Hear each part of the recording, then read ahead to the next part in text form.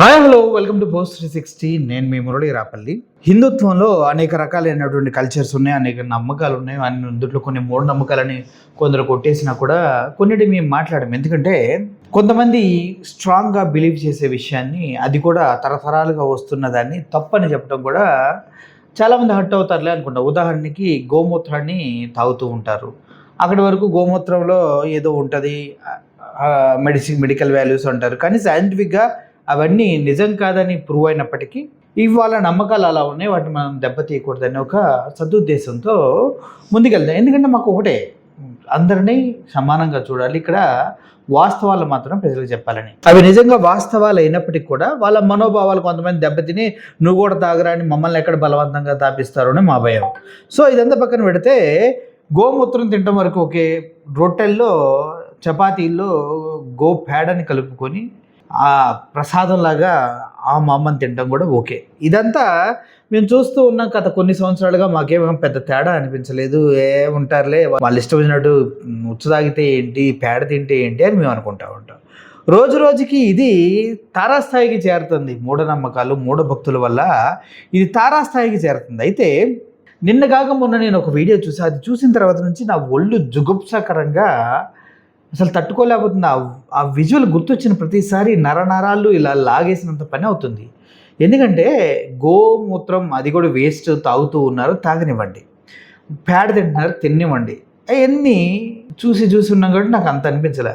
కానీ ఒక వ్యక్తి ఆడు బాబా అంట బట్టలు లేకుండా కొండ మీద కూర్చొని కొండ మీద నుంచి ఆయన వస్తున్నాడు.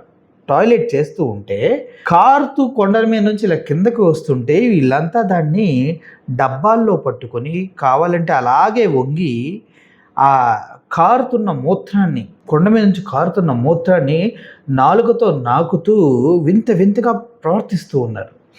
దీన్ని నేను ఎలా అర్థం చేసుకోవాలో నాకు అర్థం కాదు. ఇప్పుడు ఒక వ్యక్తి వ్యర్థాన్ని, బాడీ మనం తిన్న వాటిని అన్నిటినీ ఫిల్టర్ చేసి మన బాడీకి కావాల్సిన శక్తిని మొత్తాన్ని లాగేసుకొని మిగిలింది ఇది వేస్ట్, పనికిరాని వ్యర్థ పదార్థాలని బయటికి విసర్జిస్తూ ఉంటే దాన్ని వీళ్ళు అమృతంలాగా ఇంత ఎగబడి తాగుతూ ఉంటే ఇప్పుడు మీకు చెప్తున్నా కూడా నాకు గుజుంస్ వస్తూ ఉన్నాయి, ఈ వెంట్రుకలు నిక్కబొడుస్తూ ఉన్నాయి. ఇంత దిగజారిపోయి బతకాల? దేనికోసం ఇంత చేస్తూ ఉన్నారు? స్వర్గంలో రంభ ఊరసి మేనకల కోసమా, లేదంటే బ్రతికుండగానే వేరే వాడు ఉచ్చ తాగితే మంచి జరిగిద్దని తెలిసడం వలన? ఈ ఉచ్చ తాగడం అనే కాన్సెప్ట్ ఏదైతే ఉందో దీన్ని నేను తీవ్రంగా ఖండిస్తున్నా.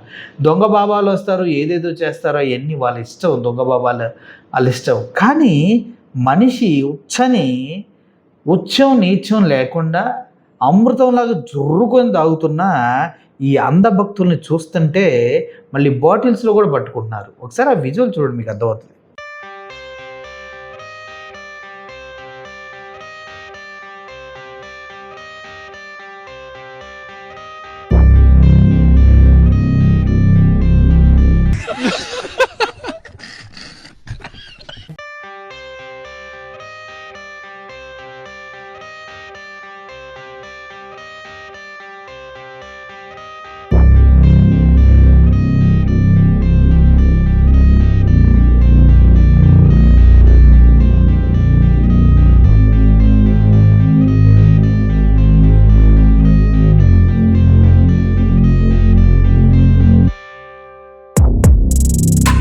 ఎవడో పిచ్చోడు వచ్చబోస్తే కింద కొంతమంది పిచ్చోళ్ళు కలిసి దాటిని జురుకొని తాగుతున్నారు. ఇది చాలా జుగుప్సాకరంగా, చాలా అసహ్యంగా, చాలా నీచంగా, చాలా చండాలంగా మనసుని కకావికలం చేసేదానిలా ఉంది. మీరేమంటారు? అవునా కదా? అవునైతే కింద లైక్ చేసుకోండి. ఇందుట్లో కూడా అంధభక్తులకి ఎందుకు వచ్చి నీకేం తెలుసురా ఆయన ఉచ్చ టేస్ట్ అంటే, ఏమో నేను తాగలేదు బస్సు, నన్ను క్షమించండి, నేను తాగను కూడా ఫ్యూచర్లో, నన్ను క్షమించండి.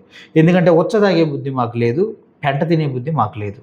మేము ఉచ్చదాగి పెంట తిని అంధభక్తులుగా మారాలనుకోవట్లేదు. మేము మనుషులుగా అన్నం, కూర, పప్పు, చారులు తింటాం, మా అయితే చికెన్, మటన్ తింటాం, అంతే తప్పించి ఇలా గోడ మీద పారే ఊరక వచ్చే ఉచ్చని బాటిల్లో పట్టుకొని తాగటం అది హిందూ ధర్మాన్ని ఆపాదించడం తప్పని నేను నమ్ముతూ ఉన్నా. సో ఈ ఉచ్చ తాగే వాళ్ళందరూ పెచ్చనాయలు కాలని నా ఉద్దేశం. మీరేమంటారు? ఈ గురువుగారు వచ్చాం మళ్ళీ గౌ వచ్చు అనుకున్నారు. Thank you for watching this video. Murali signing off. Thank you so much.